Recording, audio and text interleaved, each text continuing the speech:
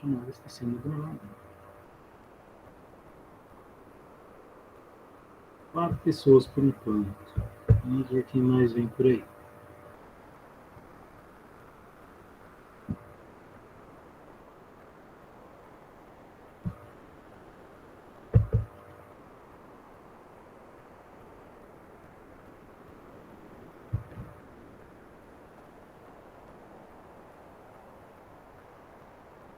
Dois minutos.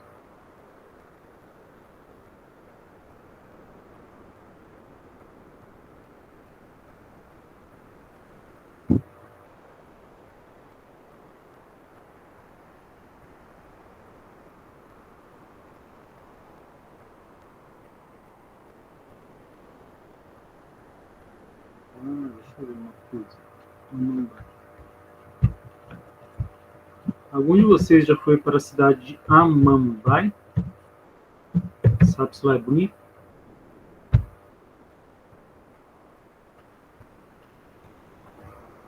39 mil habitantes. 400, mais antiga que na Vila.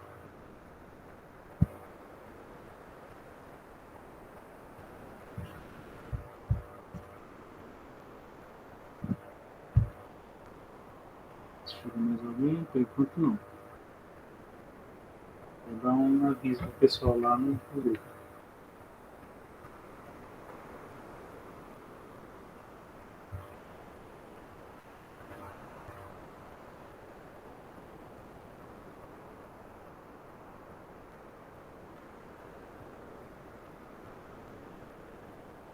Gabriela, Carly, boa noite. Boa noite, Vânia Moreira dos Santos. Samuel, boa noite.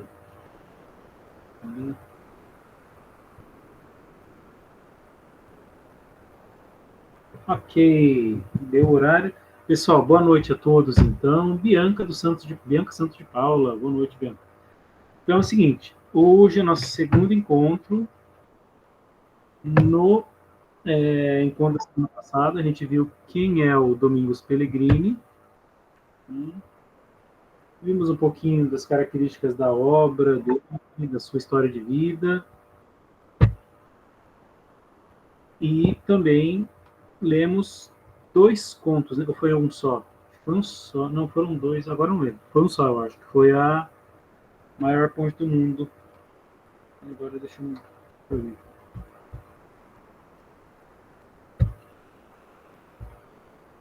Ah, não, foram 2. Foi a Maior Ponte do Mundo e o Patê da Paixão. E muitos de vocês se apaixonaram pelo Patê da Paixão. Hoje vão ser mais 2. Um que vocês deveriam, né, espero que tenham trazido o livro para hoje, para a gente conversar daqui a pouco, que vai ser uma análise mais extensa. E o outro que vai ter uma análise mais curtinha, que é aquele que eu mandei lá para vocês. Chama 500 cervejas. Tá? Então, eu vou deixar para que vocês leiam. Ele é um conto curto. Eu acho que 10 para 7, entre 10 e 5 para 7 já dá para todo mundo já vai terminar de ler, tá bom? Ele está lá nos formatos PDF e Word, tá, para vocês. Então, a hora que vocês terminarem de ler, a Alessandra saiu. A hora que vocês terminarem de ler, ela deve ter caído, esse 500 cervejas, daí eu já faço análise dos 2 contos logo em seguida, tá bom? A Alessandra voltou. Então, até daqui a pouquinho, tá? Eu vou fechar a minha câmera e o meu microfone e mas entre 10 e 5 para 7 eu volto aqui, tá bom? Até daqui a pouco, pessoal. Ah, oi, Alessandra, diga. Você levantou a mão sem querer. Cadê, Alessandra?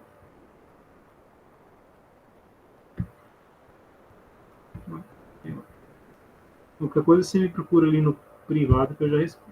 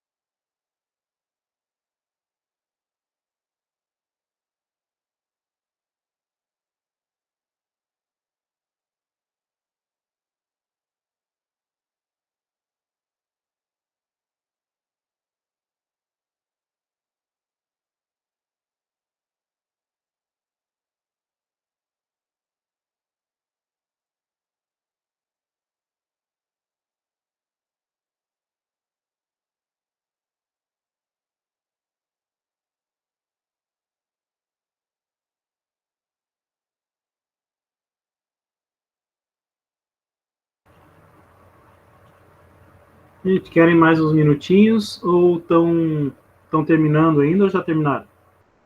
Escreve aqui quem já terminou.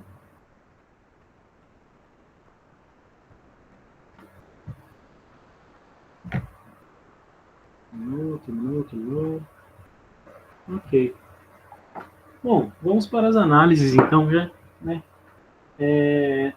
Gostaram do conto? Dos contos, né? Bom, vamos lá. O conto O Encalhe dos 300 é possivelmente a maior obra que meu pai já escreveu, maior inclusive que o Terra Vermelha. É com certeza o conto mais completo dele, assim, mais bem trabalhado. Tá?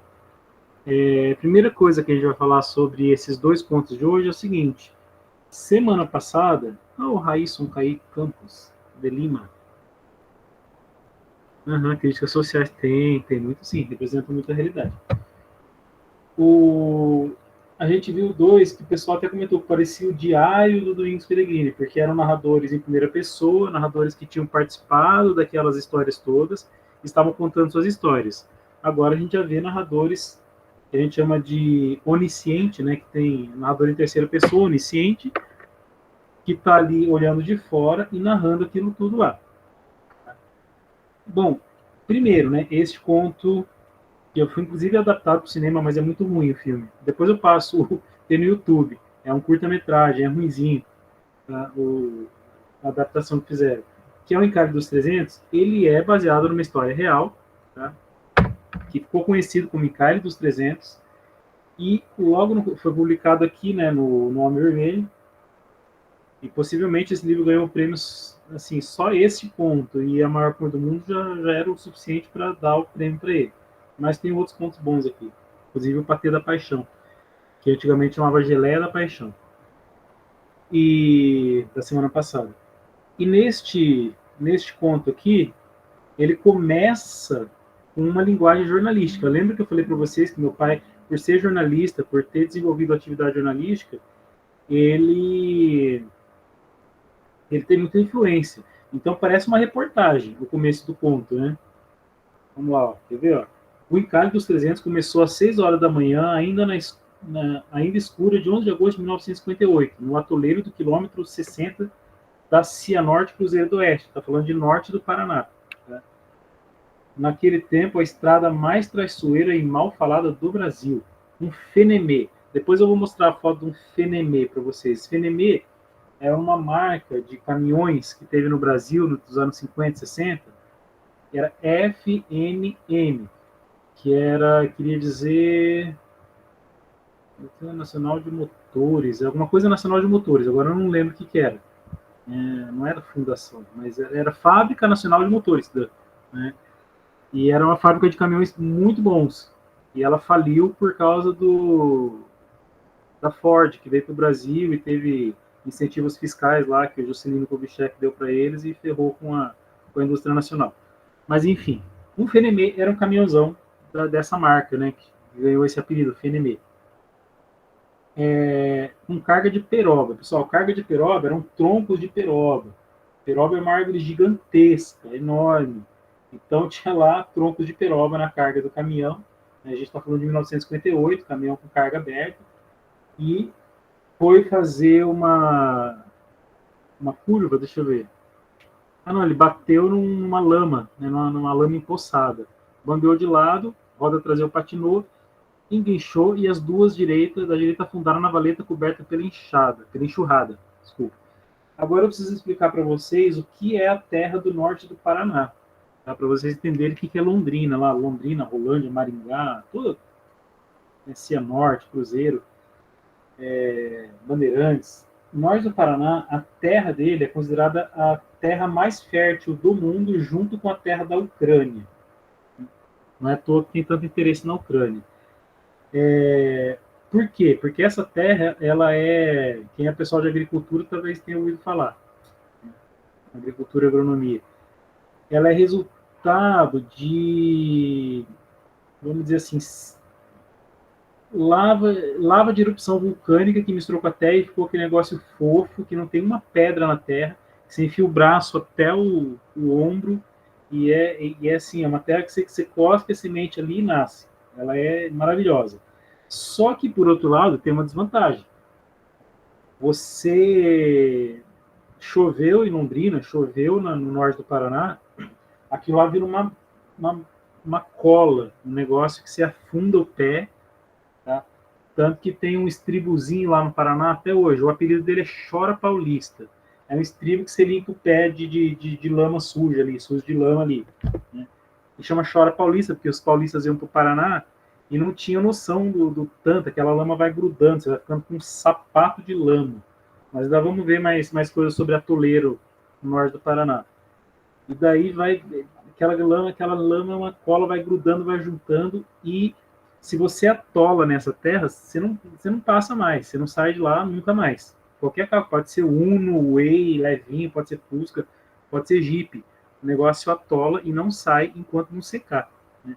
A não ser que você coloque areia. Enfim, eu já atolei com o meu antigo Chevette lá em Londrina trocentas mil vezes. Tá? A coisa é brava mesmo. Então, terra vermelha do norte do Paraná, molhou, já era. Então, atolou. Aí, o que aconteceu? Foi juntando uma fileira de caminhão, do lado de lá, do lado de cá, né? O pessoal, um tentou passar, né? Porque o caminhão ficou meio emborcado, um tentou passar pelo espacinho e emborcou também, daí ficou dois caminhões ali fechando totalmente a estrada.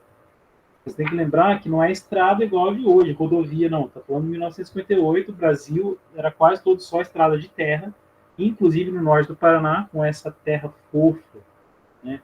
E grudenta quando chove, quando molha. Se alguém já passou pelo norte do Paraná, já morou lá, sabe do que eu estou falando.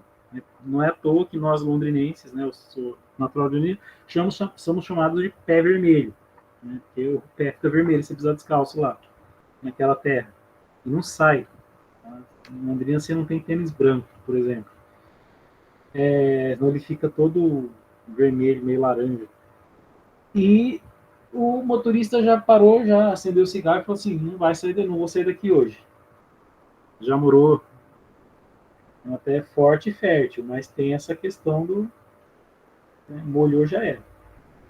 Então, tentou patinar. Então, assim, isso foi o início da coisa. Né? Tem aquele início meio, parece uma reportagem de influência jornalística, e daí já vira aquela narração bem, apesar de não ser um narrador, personagem contando, é uma narrativa oral, né? Bem próximo da oralidade, o sujeito falando ali bem descompromissadamente, bem tranquilo, mas tem toda uma função poética aqui durante esse texto. Ele já começa falando que ele meteu o peito, né? O que é um caminhão meter o peito? Isso aí é uma figura de linguagem chamada catacrese. Né? Ele bateu ali de peito na lama mesmo, como a gente fala. E daí vai.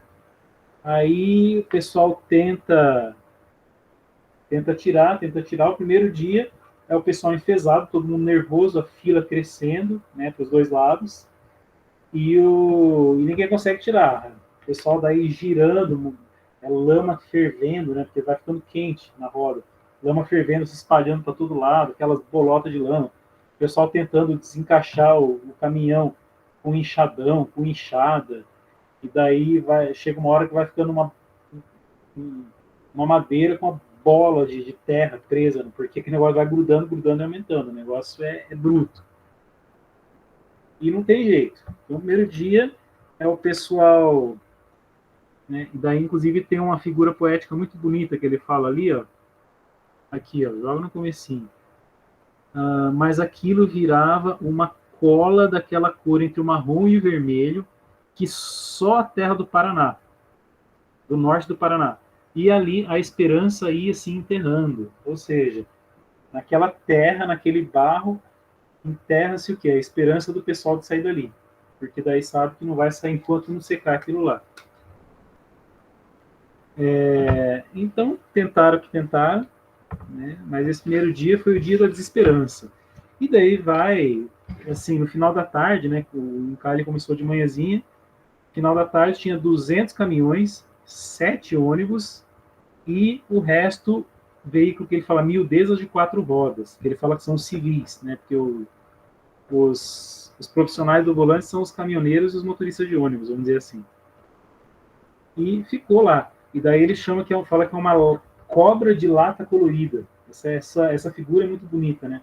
É como se fosse uma cobra. Você vê de cima assim aquela cobra de lata, assim, um monte de caminhão, carro, caminhonete, Jeep, tudo aquela, né, fazendo aquela cobra.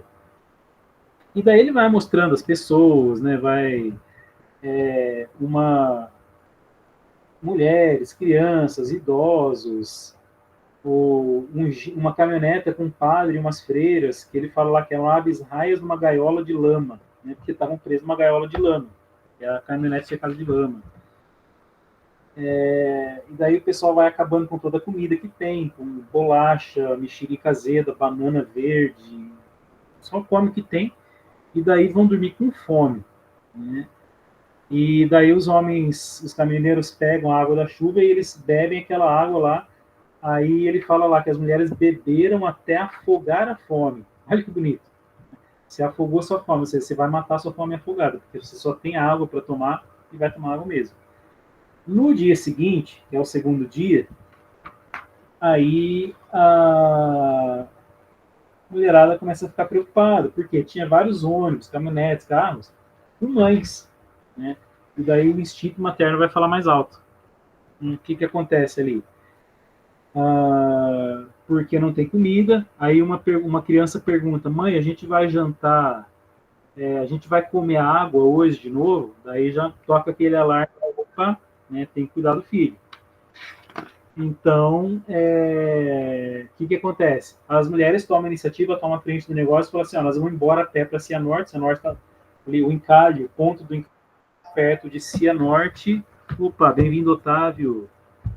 Duque de Cruzeiro. Então elas vão a pé para Cianorte, os maridos tudo meio atrapalhados, né, com mala, com isso, com não sei o que, elas conduzindo, vamos dizer assim, a procissão, elas com as crianças na frente, os maridos atrapalhados com mala, com isso, com o que atrás, e atrás de tudo, meu pai colocou isso, não foi à toa, né, o padre e as freiras, como se fosse assim, aquela proteção, né, aquela bênção sobre uma procissão que está indo, né, apesar de que os padres geralmente ficam na frente das procissões, ali eles estão atrás, estão indo por último. Quem está conduzindo são as mulheres com as suas crianças. Ele vai falar, né? Então, cada mulher agasalhou suas crias e todas numa combinação de silêncios, sem olhar para os maridos ou irmãos, fazendo o que a natureza do útero mandava fazer, ou seja, cuidar dos filhos. Tomaram o rumo de Cianorte, que era mais perto. Então, sapato pendurado no pescoço, lenço na cabeça, só uma ou outra levando bolsas, mãos ocupadas em amparar os filhos, apertar decotes, cuidar das saias, olhando em frente como se a cidade se achegasse, quanto menos olhassem para trás. Atrás delas, os homens mal tiverem tempo de fechar as portas, catar mala, deixando-as mais pesadas, e na marcha, cada uma haveria de pesar 1 quilo, então eles vão largando as coisas para trás, né? E lá atrás todo mundo, o padre das feiras, dando risada de tudo, né? Achando tudo muito divertido. Bom, e é engraçado, porque a mulherada chega lá em Cianorte e eles ocupam todos, né? Cianorte naquele tempo, hoje é uma cidade pequena, um pouco maior, mas é uma cidade zica, um povoado. Eles ocupam todos os hotéis, pensionar tudo que tem lá e não querem saber, elas vão dando ordem. Fala assim, elas ocupam as cozinhas, mesa de sinuca, não sei o quê, vão trocar fralda na mesa de sinuca, vão tomar conta da cozinha, do não sei o quê, vão dar banho, vão exigir mais toalha, mais coberta para cuidar dos filhos, e meio que elas acabam gerenciando os hotéis e pensões onde elas vão ficar, né? Elas que dão as ordens ali, né, no seu instinto materno. Então, assim, é aquele segundo dia. Tá? Enquanto isso, lá no encalhe, acaba ficando só os motoristas, os caminhoneiros mesmo, eles ficam jogando baralho, né? Passa a noite jogando baralho até enjoar. Vai apostando, aposta dinheiro, aposta isso, aquilo. E ele vai até falando, é o cara que ganhou tanto, aí depois perdeu e depois recuperou porque eles não tinham muito, né? Ele só tinha aquele dinheiro ali, só aquele que circulava. Então, uma hora o cara perde, uma hora o cara ganha, até que eles enjoaram e o baralho terminou no balo. Terceiro dia, chega uma caminhonete de Cianorte com um sujeito cheio de víveres, né? De alimentos, pinga, enfim, um monte de coisa, bolacha. e o cara cobrando um preço absurdo, né? Fazendo ali uma lei da oferta e da procura meio sacana. E o cara foi, inclusive, com segurança, o cara armado ali com revólver, né? Postado no barranco, e o pessoal se revolta com os preços, tá? E falou, ó, quer, não quer, sai. Aí o pessoal fica bravo, sai fora, aí saem para caçar, vão caçar macuco, né? Vão caçar bicho no meio do mato, outros vão pegando mandioca, milho na estrada, mas eles acabam comprando todo o produto superfaturado do sujeito antes disso, porque chove muito. Né?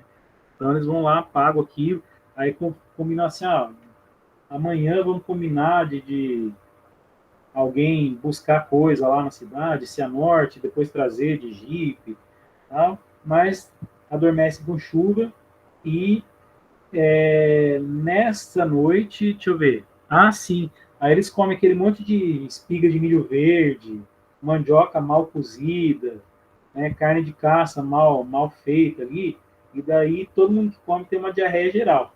Né? Ele fala ali, foram dormir com a barriga revirando e acordou todo mundo com, com disenteria, né? Com o intestino solto lá, com diarreia geral.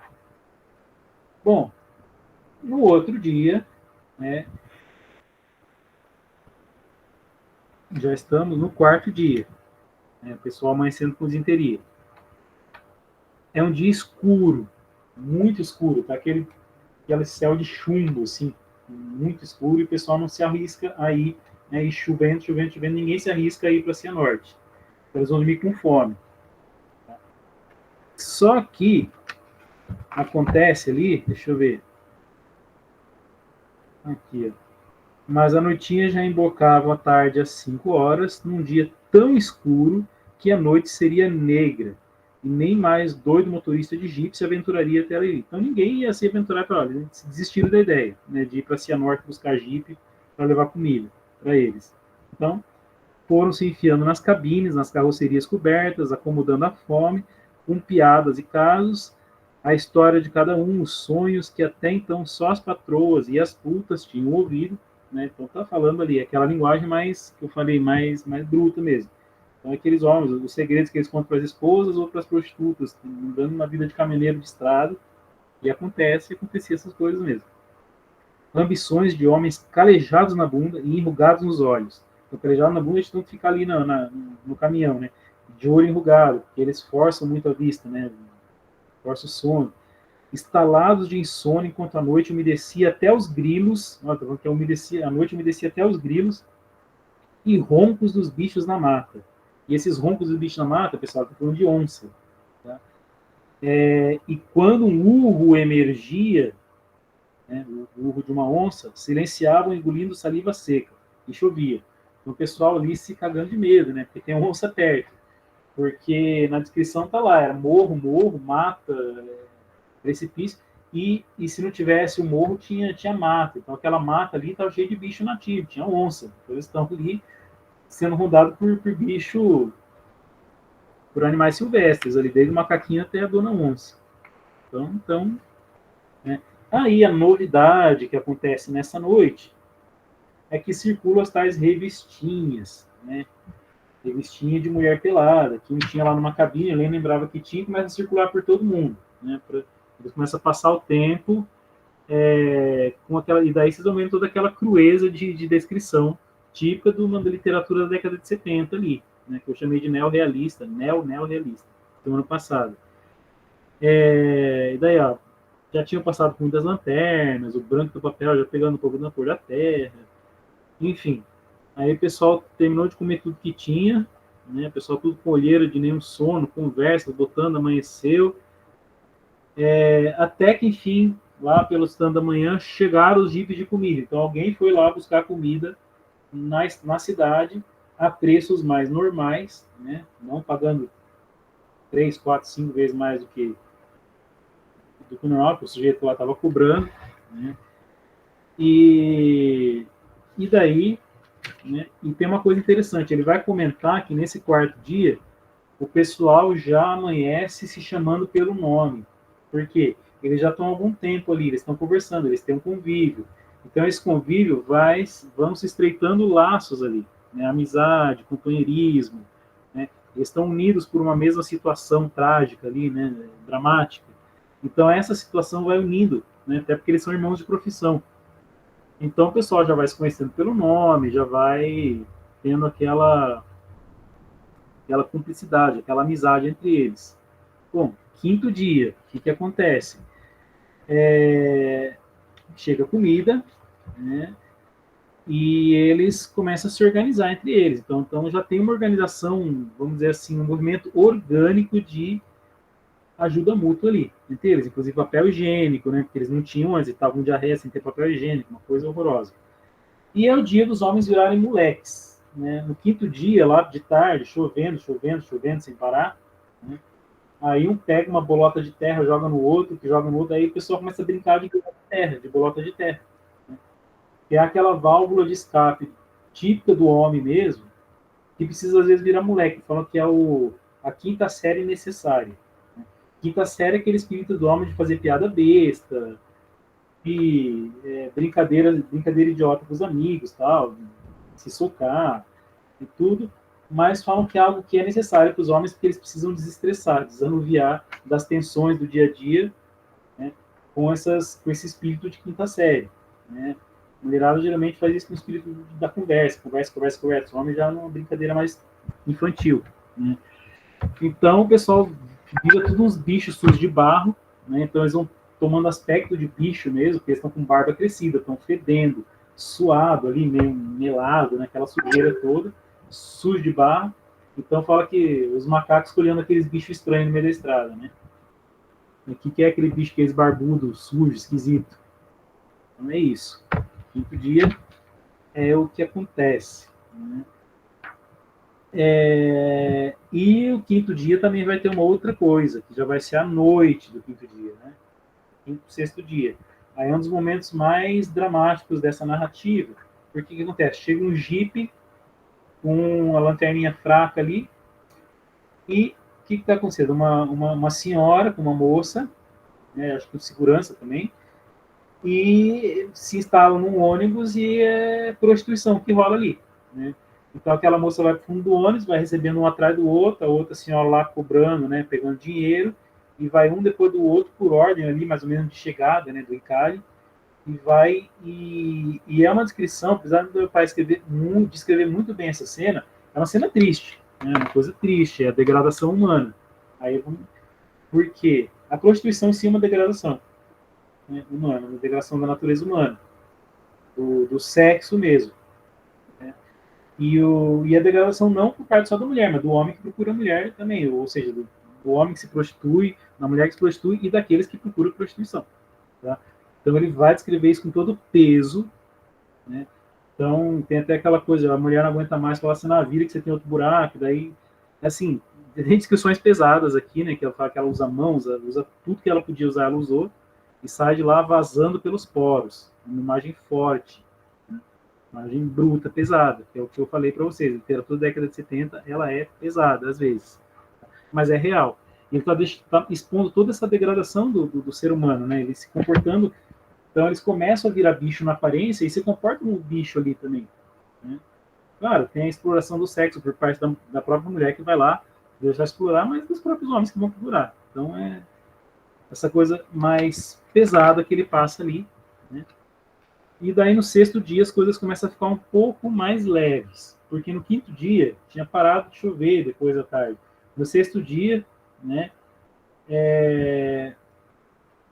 o pessoal tá lá com aquela esperança de que vai sair um sol, de que não vai chover, e de repente chove à tarde de novo. E daí o pessoal, né, já tinha porco, tinha carga de porco, de carga vida, tinha porco fedendo morto lá, tá? Naquele calor, porque tá chovendo, mas é quente. Então aquele porco, aquela carne de porco apodrecendo ali no meio da estrada. Tá? E o pessoal lá viraram jacarés nos seus volantes, sem falar nem piscar, olhando a chuva como se nada vissem. Nem um rádio ligado, os últimos pães murchos mastigados com bocas alheias para estômagos distantes. Ou seja, eles estão ali com raiva já, eles estão ali já...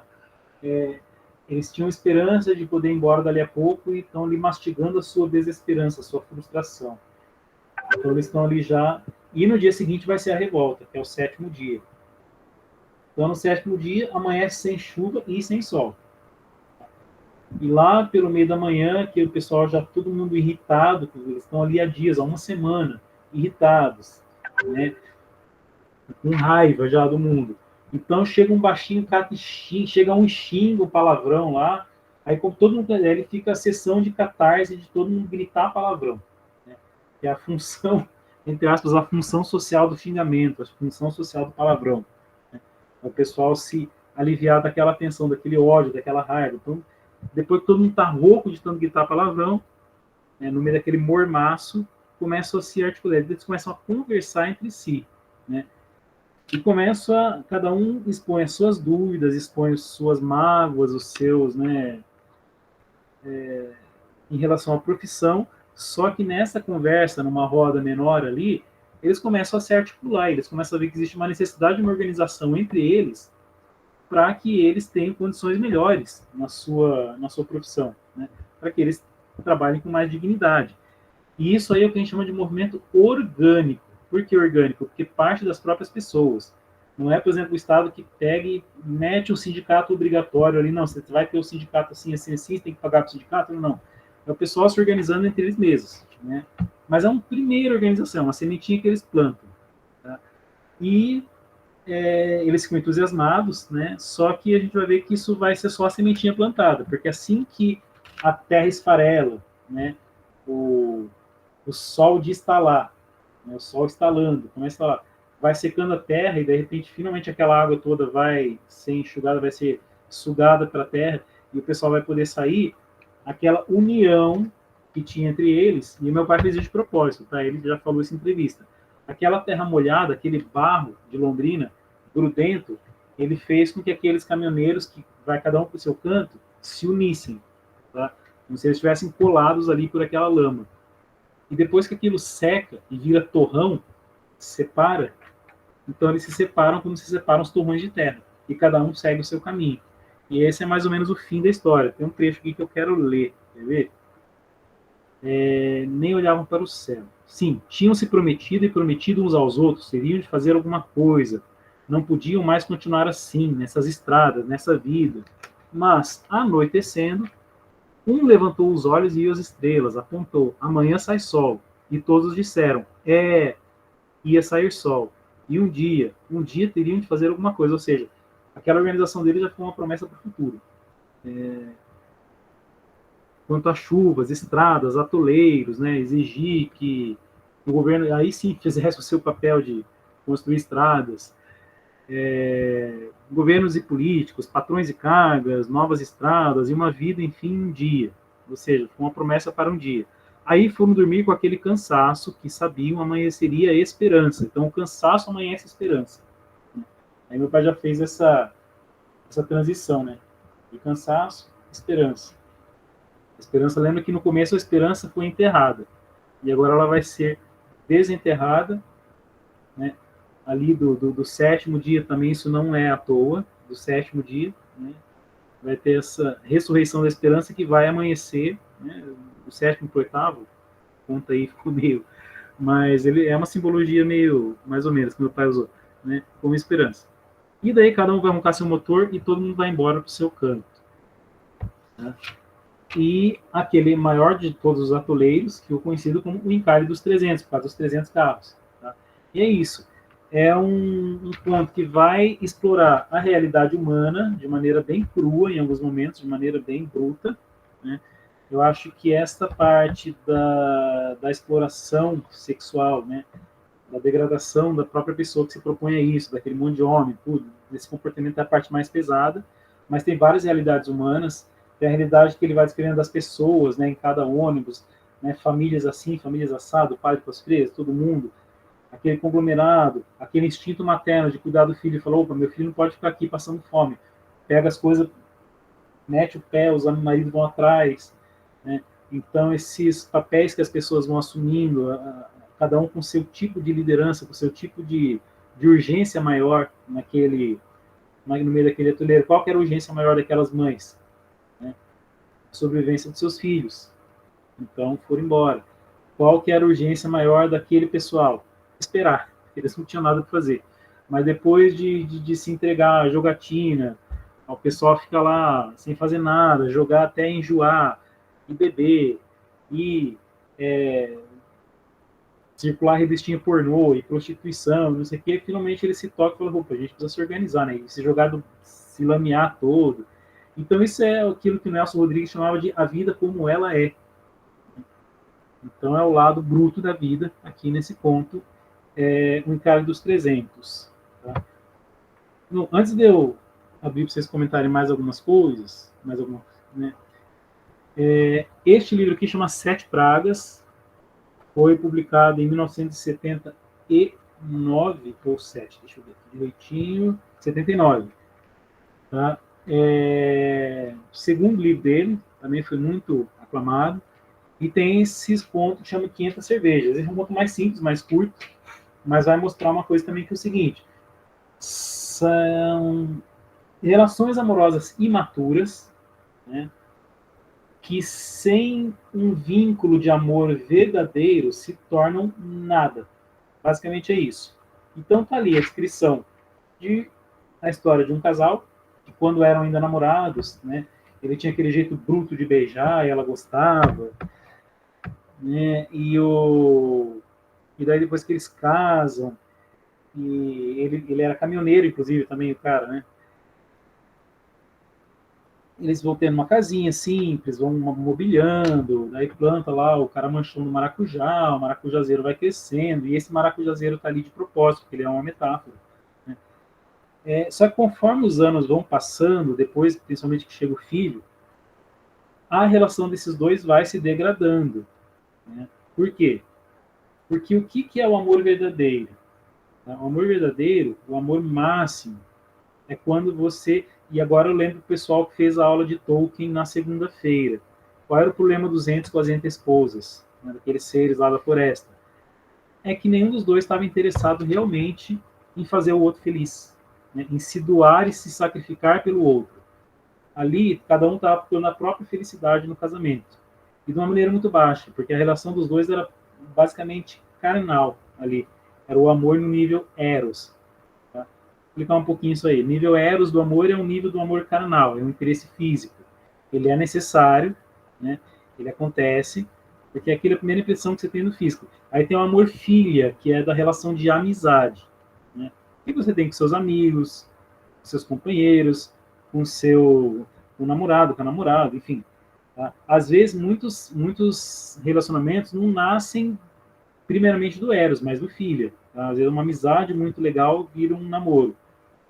Antes de ter a atração física propriamente dita, mas geralmente faz esse caminho. Aí tem o storage, que é o amor das relações familiares. Ele é um pouco mais forte. E o ágape. O ágape é o ápice do amor. Por quê? O ágape é o amor do sacrifício, quando você doa a sua vida pelo ente querido. Então, por exemplo, às vezes você tem um amigo, tá, e você vê que seu amigo vai ser atropelado por um caminhão e você pula na frente daquele caminhão, empurra seu amigo, tá, para salvar ele daquilo lá. Você podia se matar ali, mas você está dando a sua vida, oferecendo a sua própria vida, tá? Esse é o ágape, para salvar a vida do seu amigo. Tá? Então, uma relação aí do amor-filha, vocês têm, né? Aquele amor da amizade, e você pula pro ágape. Então, num casamento, numa relação boa mesmo, eles vivem esses 4 níveis de amor, né? A atração física, a amizade, né? A cumplicidade um pouco mais profunda da relação familiar e aquele amor que você dá a sua vida pelo outro, você se sacrifica pelo outro. E não acontece isso aqui, assim como não aconteceu lá com os entes, as entes-esposas. Por quê? Eles estavam muito fechados naquela relação carnal, né, naquela relação do sexo, e logo que o filho nasce, a coisa começa a degringolar, o corpo dela começa a mudar, ele começa a olhar para ela com menos desejo, né? Os dois começam a se afastar aos pouquinhos, e daí tem a questão do título, das 500 cervejas, porque ele sempre chegava a tomar uma cervejinha, né? Aí vira 2, vira 3, vira 4, de repente a geladeira tá cheia de cerveja, ele manda o moleque, né, o moleque já tá mais crescidinho, buscar mais cerveja no bar. Enquanto isso, eles vão se afastando. Inclusive, o próprio filho sofre dessa falta de amor, porque eles não têm um amor real pelo filho também, tá? Não tem um amor histórico ali, um amor familiar também, porque o filho e o pai, inclusive, o menino e o pai são dois estranhos, eles se olham meio com estranhamento. O pai fala assim, compra lá um Guaraná, e fala, não quero, entendeu? Então, por quê? Porque não tem, o filho sente que ele não é amado, então ele se torna um bicho arisco ali, naquela relação familiar, né, naquela dinâmica familiar disfuncional problemática. Bom, então é isso, até chegar um ponto em que ela já está lá fumando trocentos maços de cigarro, ele bebendo cerveja sem parar, né, os dois infelizes um com o outro. Tem a questão da lâmpada, né, que ela deixa morrer a lâmpada, nunca mais vai atrás de uma lâmpada para acender o abajur, e a plantinha, né, não regou a plantinha. Depois eu vou comentar esses comentários aqui, vou responder esses comentários. O que acontece? Ele planta um maracujá, um pé de maracujá, e vai formando um caramanchão, que eles faziam churrasco e tal, uma coisa bonita. Só que ele larga aquele pé de maracujá lá, e a gente sabe, quem já teve pé de maracujá sabe, que se não poda, é que ele é anapronobis, o negócio vai virando uma trepadeira, um negócio bruto, vai virando é feio, tá? Não é bonito. A flor dele é muito bonita, mas ele vai tomando espaço e o pé de maracujá começa a se inclinar sobre a casa, né, vai dando umidade, a casa começa a apodrecer. E quando a casa começa a apodrecer, a casa é o símbolo do próprio casamento. Eles têm a mesma raiz, inclusive. Casa, casal, casamento. Ou seja, a casa é o núcleo onde aquela família vive. E ali não tem amor nenhum. Então, o que acontece? Quando a casa está começando a apodrecer, ele vai lá e arranca, só que ele arranca com raiva, com brutalidade. Ele cata e arranca, bota no fogo, tudo. Né? Então, ele não está nem um pouco interessado já no relacionamento, na família dele. E ela também não tem esforço nem da parte dela, nem da parte dele, tá? Não tem uma culpa só de um lado ali. Ela vai se descuidando, tá? Ela no começo até se arrumava para ele, depois ela vai parando também, e daí no fim já está ele mentindo que já comeu e indo comer no restaurante da rodoviária, onde tem a mocinha com um bumbum bonito lá, que ele vai ficar paquerando. Pode ser que ele esteja traindo ela ou não, e ela, com certeza, a gente sabe que toda vez que passa o cara da mecânica na frente da casa, os dois trocam olhar, ou seja, já virou um adultério mútuo ali, provavelmente, uma relação de... Então, essa degradação da relação amorosa, tá? E ele está fazendo um retrato de época também, tá? O Domingos aqui, ele está retratando o tempo que ele viveu, tá? Porque a partir dos anos 60 e 70 do século 20, começa a ter uma onda muito grande de divórcios pelo mundo, tá? Por que o casamento entra em decadência? Porque as pessoas entram em decadência. Então, o indivíduo entra em decadência, tá? Uma decadência antiga, mas ali está uma decadência pior. E daí, como os indivíduos estão decadentes, quando eles se juntam, a relação deles também vai ser decadente, também vai ser degradada, também vai ser corrompida, tá? Então ele está mostrando elas são casamentos imaturos, as pessoas que só estão preocupadas com o sexo, que não têm essa preocupação do sacrifício para com o próximo, né? De dar a sua vida para o próximo. Tem uma aluna ano passado que perguntou para mim e para uma outra funcionária, mas o que é o amor verdadeiro? Daí era a Aline também, ela não está mais lá. Ela falou, o amor verdadeiro, o amor máximo é você dar a sua vida pela pessoa que você ama. E ninguém ali está interessado, está todo mundo interessado no seu mundinho. Ele na sua cerveja, na sua televisão, no seu radinho, ela nas suas radionovelas, nas suas revistinhas, né, no seu mundinho também. Então, é um retrato de uma época, tá? Que ele viu acontecer, que ele viveu, inclusive, em algum nível, né? Eu vi isso acontecendo como filho, não dessa maneira tão horrorosa como ele escreveu aqui, que aqui tem a função poética do texto, né, de deixar... Tá? E daí, é isso aí, a gradação das 500 cervejas, que é uma hipérbole, né, é porque ele vai bebendo cada vez mais, né, a vida vai se tornando ruim e ele vai usando como válvula de escape o álcool, né, que é, vamos dizer assim, não é nenhum bem, nenhum mal a bebida alcoólica, tá? Quando o sujeito bebe como uma coisa assim, sem o exagero, é até um bem, te faz relaxar, mas você transformou esse bem em mal quando ele vira vício, tá? Só uma última liçãozinha meio moralista aqui, Mas é isso, gente. A análise desses dois pontos é esta, tá? Então, dentro desse espírito ainda do neorrealismo, década de 70, 80, é isso. Quero saber se vocês gostaram dos textos e das análises, tá?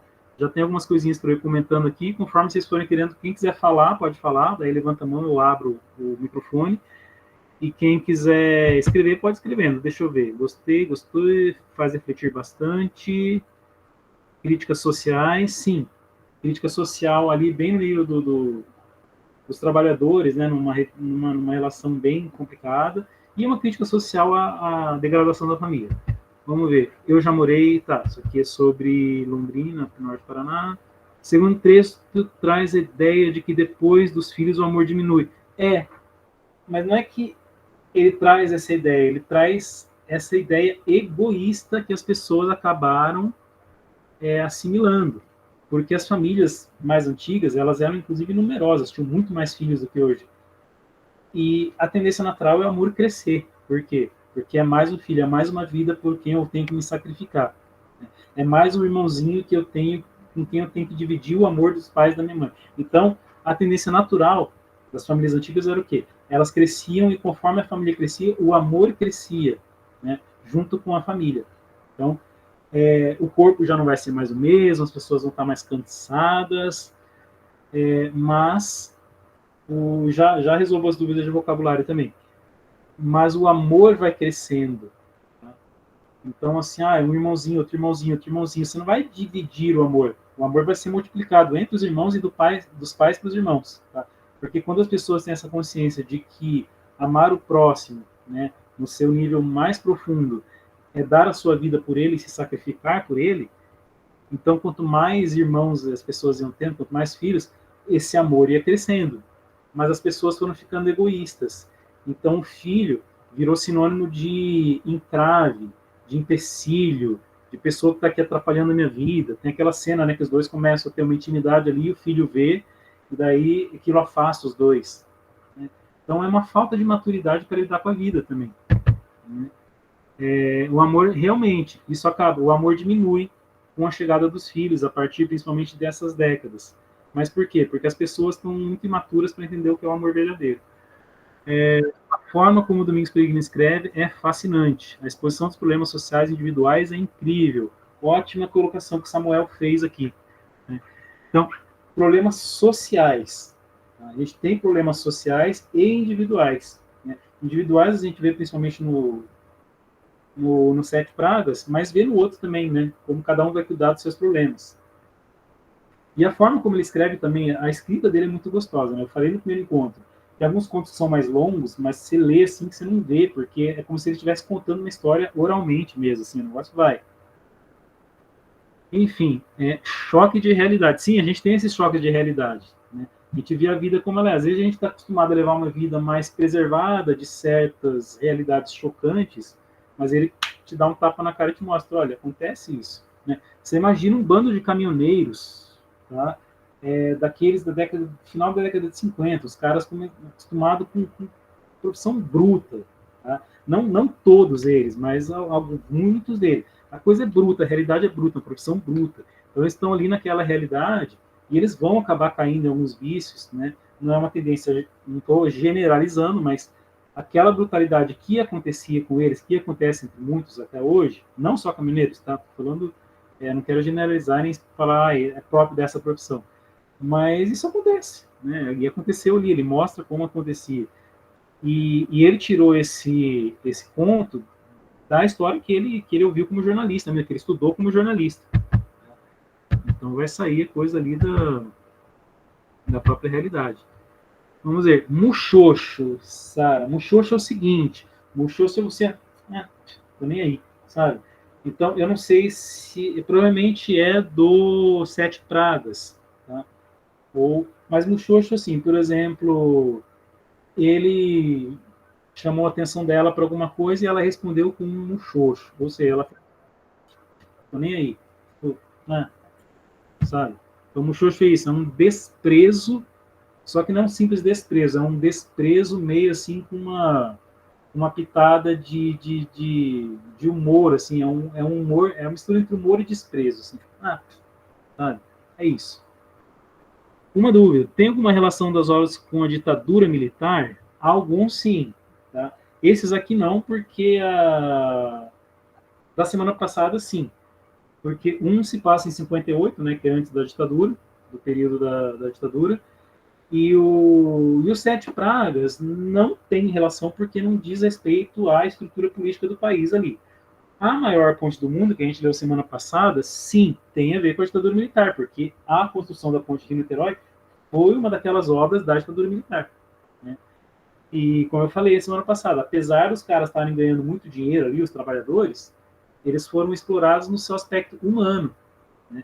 Eles, mesmo pagando lá 3, 4, 5 vezes mais que eles receberiam normalmente, eles estavam ali sendo explorados, sendo feito trabalhar assim, feito burro de carga lá, como escravo egípcio, né, escravo judeu no Egito Antigo, de uma maneira bruta, violenta. Então, mas a relação com a ditadura militar é o quê? É uma coisa que aconteceu durante a ditadura. Tá? Não que lá em cima, nos altos postos, eles fossem responsáveis diretamente pelo que estava acontecendo ali na ponte. Mas, sim, tem relação com o período da ditadura militar, sim, em alguns dos contos. Ele tem vários contos que fazem referência à ditadura, mas a maioria desses contos são contos menores, porque fica muito naquela crítica política, então eles ficam meio panfletários. Tá? Inclusive, eu nem selecionei esse porque eles é muito panfleto. Né? O Fábio Gonçalves, que é o autor do projeto do ano passado, ele falou assim: alguns contos meus acabaram ficando muito panfletários. Então, panfletário é só ficar fazendo propaganda ideológica, tudo, e não tem aquela grandeza da literatura que serve para falar de toda a natureza humana. Mas, por exemplo, a Maior Cor do Mundo, que é um dos melhores contos dele, tem uma crítica às obras faraônicas do período da ditadura, sim. Tá? Pessoal, tem mais dúvidas, mais comentários que vocês queiram fazer? Gostaram das análises? Podem perguntar aí. Estou aqui para escutar, ler e responder.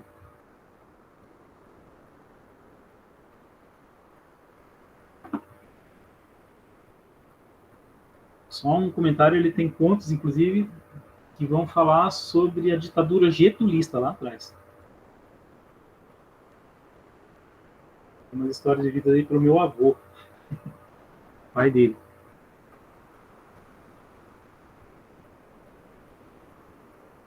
Gente, sem dúvidas, então, sem mais perguntas, gostaram das análises? Estou aqui na expectativa de saber. Nicole Mariani, sim. Emanuele Melo, sim. Nicole Santos, Bianca, sim, sim. Ok. Bom, os pontos da semana que vem, deixa eu ver aqui quais são eles.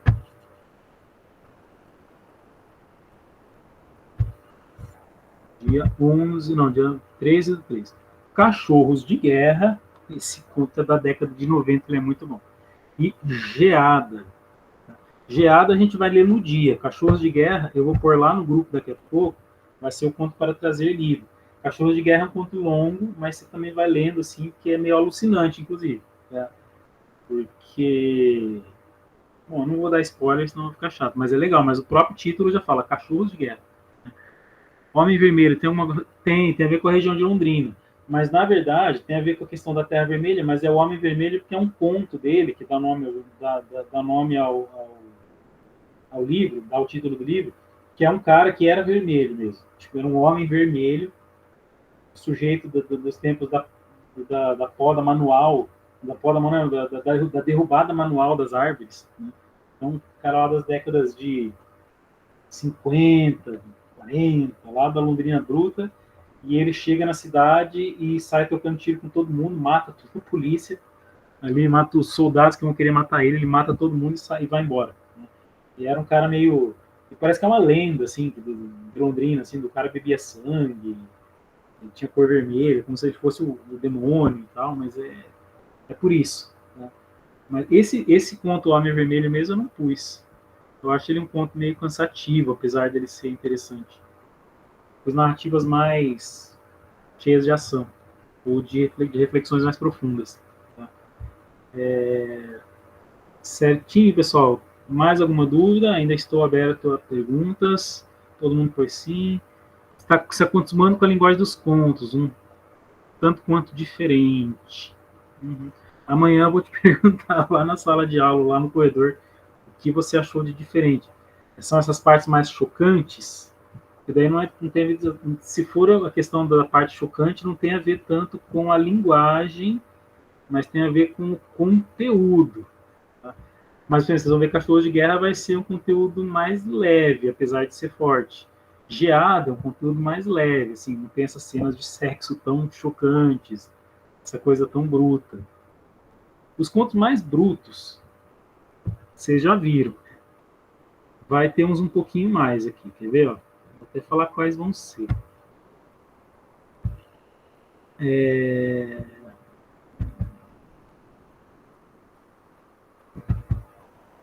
A Última Janta, não, o Herói, Precioso Líquido, Gente Grande, é um pouquinho mais bruto. Padrão do Último Porco, Minha Estação de Mar, Volta ao Mar, Ovo de Páscoa, No Dia em que Fez que Morreu Perigo, Catarina da Latinha, Na Noite que Encheu Meu Pai, que Achei Meu Pai, é mais brutão. Tá? Visita ao Zoológico, muito legal, Homem a Mar, Catarina da Pescar, depois é tudo uns contos mais leves, mais bonitões. Esses mais brutões eu deixei para o início para você já ver indicar. A literatura do início da carreira dele é mais assim mesmo. Tá certo? Pessoal, então, tem algum não, então, Samuel, a presença é a seguinte, a presença é o próprio Google que faz. Então, quando vocês entram na sala, ele vai registrando o tempo que cada um ficou logado aqui. Daí, depois que eu encerro a gravação, automaticamente eu recebo um arquivo em Excel com o nome completo de todo mundo, que horas que entrou, que horas saiu, assim, mais ou menos para olhar ali se a pessoa só entrou um pouquinho e saiu, ou se a pessoa ficou. Tá? Então, a lista de presença é aquele arquivozinho do Excel que o Google gera para mim. Tá bom? É isso. Pessoal, obrigado pela presença de vocês, tá bom? Semana que vem a gente fala dos cachorros de guerra, né? A gente vai ler o Geada, que é um conto curtinho, também tem a ver com a realidade londrinense, né? Com fatos históricos do Paraná, tá? Do meu Paraná. E é isso aí, tá bom? Agradeço a todo mundo, boa noite, bom descanso ou bons estudos, quem ainda vai estudar hoje à noite, tá certo? E até mais, pessoal. Muito obrigado pela presença de vocês. Gravação. Se tiver mais dúvidas, que alguém eventualmente